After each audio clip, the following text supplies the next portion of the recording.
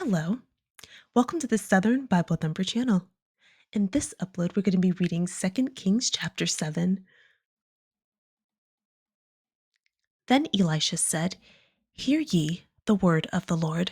Thus saith the Lord, Tomorrow, about this time, shall a measure of fine flour be sold for a shekel, and 2 measures of barley for a shekel in the gate of Samaria.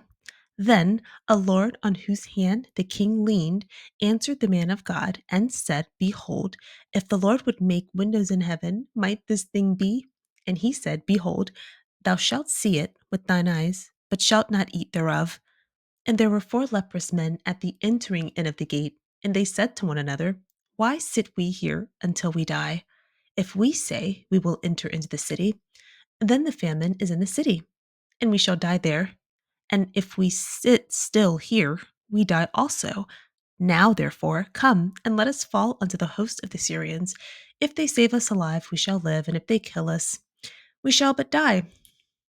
And they rose up in the twilight to go unto the camp of the Syrians. And when they were come to the uttermost part of the camp of Syria, behold, there was no man there. For the Lord had made the host of the Syrians to hear a noise of chariots and a noise of horses, even the noise of a great host. And they said one to another, Lo, the king of Israel hath hired against us the kings of the Hittites and the kings of the Egyptians to come upon us. Wherefore they arose and fled in the twilight, and left their tents, and their horses, and their asses, even the camp as it was, and fled for their life. And when these lepers came to the uttermost part of the camp, they went into one tent, and did eat and drink, and carried thence silver, and gold, and raiment, and went and hid it, and came again, and entered into another tent, and carried thence also, and went and hid it. And they said one to another, We do not well. This day is a day of good tidings, and we hold our peace. If we tarry till the morning light, some mischief will come upon us. Now, therefore, come, that we may go and tell the king's household. So they came and called unto the porter of the city, and they told them, saying, We came to the camp of the Syrians, and behold, there was no man there, neither voice of man, but horses tied and asses tied, and the tents as they were. And he called the porters, and they told it to the king's house within. And the king arose in the night and said unto his servants, I will now shew you what the Syrians have done to us. They know that we be hungry, therefore are they gone out of the camp to hide themselves in the fields, saying, When they come out of the city, we shall catch them alive and get into the city.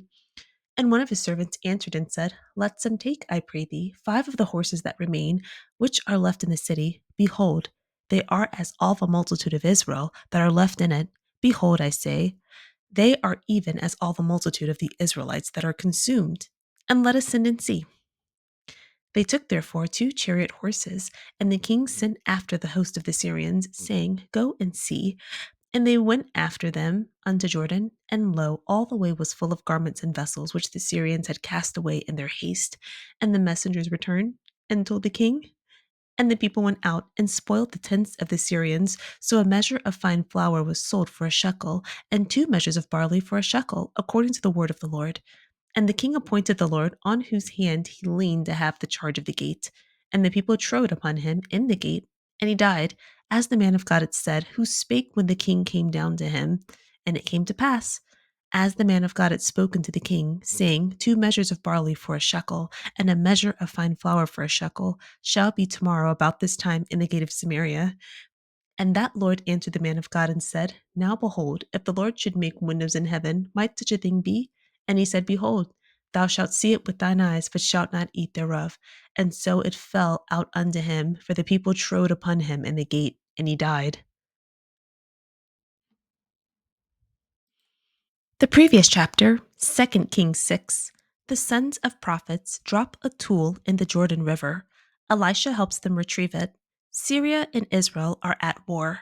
Elisha warns the king of Israel repeatedly to avoid the Syrians. The king of Syria finds out Elisha has been advising Israel and has his troops surround Elisha. Elisha prays that the troops become blinded. Elisha leads the Syrians to Samaria. Elisha prays that the eyes of the troops are opened, which they are.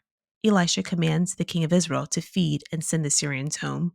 Later, the Syrians surround and extort Israel as they are experiencing a famine. A woman tells the king of Israel, of her horrible predicament. The current chapter, 2 Kings 7, Elisha declares that prices for items will be reduced by the following day. An important employee of the king of Israel responds in disbelief. Elisha tells him that though he will witness the price reduction, he won't eat the food. Four lepers close to death decide to surrender to the Syrians and get their lives taken rather than die from their illness or from the famine.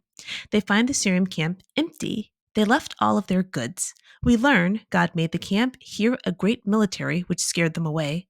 The prices for items were immediately reduced, and the man who doubted Elisha's word was trampled by the city entrance. The man saw the price change, but was unable to eat any of the food, just as Elisha said. Okay, so this chapter is a continuation of what happened in chapter 6. Um, Israel and Syria are having I want to say disagreement, but it's worse than that. They're beefing, I guess. Maybe that's because I wouldn't say they're at war because Syria is like killing them. So um, there's a conflict with the two nations, Syria and Israel. In the last chapter, Elisha was warning the king of Israel of how to avoid the king of Syria because the king of Syria was trying to attack. So the king of Syria finds out that Elisha's been helping. He surrounds Elisha, his troops do. Elisha prays for their blindness and then leads them all to the king of Israel and then tells the king of Israel, feed the Syrians. I know they're your enemy, but feed them anyway and send them home. Later on, the Syrians return to Israel when Israel is experiencing a famine and they attack and extort them for money and make their prices for items very, very high. So we ended the last chapter with the king of Israel coming to wanting to end Elisha's life, wanting to get Elisha's head for uh, because he felt like, hey, I listened to you when you said don't kill these people, and these people came back and extorted our kingdom. So you didn't help us. So he's blaming Elijah for this. Elisha. So, verse 1, Elisha announces price reductions. There was an important employee in verse 2, the captain. He responds in disbelief. I'm not quite sure. This is like some sort of colloquialism, sort of like the phrase us sleeping with their fathers that refers to someone dying. It's something like that. Okay. Could this happen? I guess I can't really prove that that's what it means, but this is disbelief. Could this really happen? So Elisha responds to this captain of the king of Israel. He says, well, you're going to see this, but you're not going to be able to enjoy any of the food. So that's verse 1 and 2. That's one incident. Now we get from verse 3. Well, okay, I guess 3 on down is sort of the same thing. Is this It kind of goes in the same thing, but verses 1 and 2 is one incident. So, verse 3, now we're talking about there's 4 leprous men. They're at the city entrance. Their choices are to waste away from their disease or and famine or go to the Syrians and allow them to kill them or whatever they're going to do because they have this skin condition. So they decide they're going to go into the Syrian camp. And they realize when they get there that there was no one there. And in verse 6, it says, the Lord had caused the Aramean camp, and Aramean is Syrian. It's the same thing, but um, I read from the King James, so that's why I say Syrian. But Aramean, these are the same group of people. So the men who are lepers, They went into the camp. We learned that God made these people that were their enemy, the Syrians, the Arameans, they heard a large army.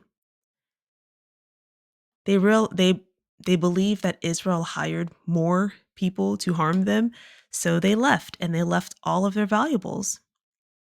So the diseased men, they went into the to a tent and they ate and drank and picked their valuables. And they did this to a couple of other tents. And in verse 9 they decide it's not right for us to do this and we don't tell everyone else until morning. So let's go tell them now. So verse 10, they go to the city's gatekeepers. So I guess these are some other sort of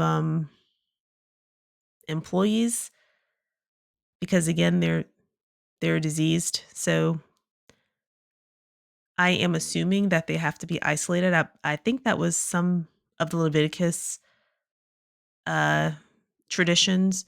Like in the book of Leviticus, the priest was the medical examiner. And so, uh, okay, so Leviticus chapter 13, the Lord speaks to Moses and Aaron because Aaron, the priest, is going to be the medical examiner. We have to remember this is a group of people who they're coming out of the wilderness. They don't have any relationship to the earth other than being slaves. They don't have their own culture. They don't have government. They don't have, you know, they don't have the makings of a society at all. So it's my assertion that giving them all these laws were to help them create culture, help them create order. And then he was going to send them into Canaan so they could have their own land centered around God. And that's why in Judges chapter 1, there was no leader. After Joshua died, they went to God directly, just like Rebecca did in Genesis when she was having a difficult pregnancy, and God answered them in the next verse. But when it comes to this, these people were isolated, okay? But this is back in Leviticus. So I'm pretty sure because of it being a disease, like you're not going to be able to just go where the king is. Because the gatekeeper is called out in verse 11 when the lepers find out there's the Syrian camp is empty and there's all this free food and free gold. So the king gets up and the first thing he assumes is that this is a trick. This king, Jeroam, he's sort of a negative Nancy.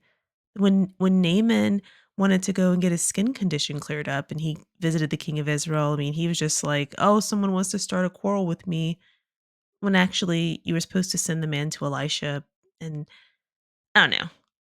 So he's finding out in this chapter, like, the Syrian camp is empty. Good news for us. And his first response is, "Oh, this is a trick."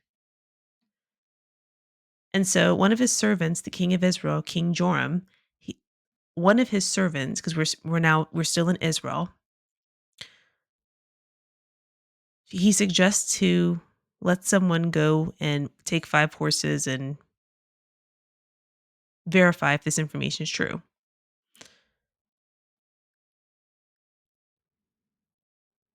They saw that what the lepers were saying was correct, and Israel went out and plundered the camp. And then we see that price reduction, 6 quarts of fine flour sold for half an ounce of silver. Okay, so this is a price reduction. So the king had appointed the captain. Remember the beginning in verse 2, the captain who had disbelief when Elisha said, "Hey, the prices are going to be reduced."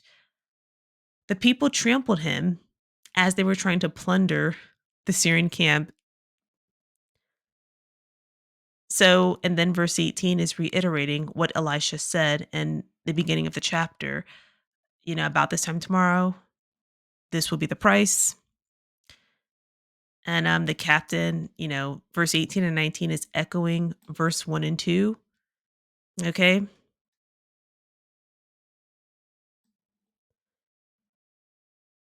This is what happened to him. The people trampled him in the city gate and he died, just as Elisha said. So that is Second Kings chapter 7. I'm actually really excited to get to chapter 9 because we're going to see the death of Jezebel. And just like I believed, she was no seductress, she was no temptress. She was just a smart woman, and she's actually kind of badass because when it's time for her to die, she puts on her makeup, she fixes her hair, and she sits by the window. And when the man comes to kill her, she calls him a murderer, she insults him, and she doesn't even beg for her life. She just takes it on the chin. I am very excited to do her chapter. So, thank you so much for clicking on the video. I love you. I love you. I love you. I love you. Have a wonderful day.